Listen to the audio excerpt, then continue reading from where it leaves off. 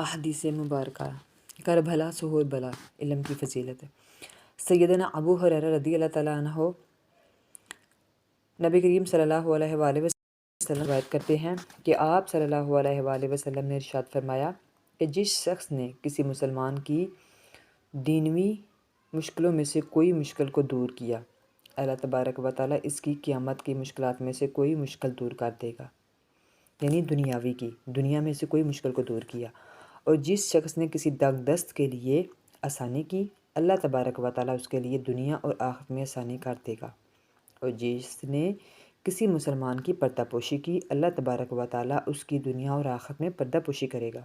اور جب تک کوئی بندہ اپنے بھائی کی مدد کرتا رہتا ہے، اللہ تبارک و تعالیٰ اس کی مدد کرتا رہتا ہے. اور جو شخص علم کی طلب کرنے کے لیے کسی راستے پر چلا، اللہ تبارک و تعالیٰ اس کے لیے جنت کا راستہ آسان کر دے گا.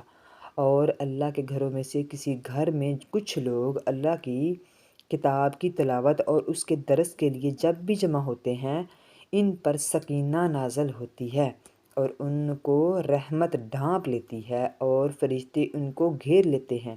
اور جو فرشتے اللہ تعالیٰ کے پاس ہیں، اللہ تعالیٰ ان فرشتوں میں سے ان کا ذکر کرتا ہے. اور جس شخص کے اعمال میں اس کو پیچھے کر دیں گے، یعنی جس کے اعمال اس کو پیچھے کر دیں گے، اس کا نسب انہیں آگے نہیں بڑھائے گا. صحیح مسلم.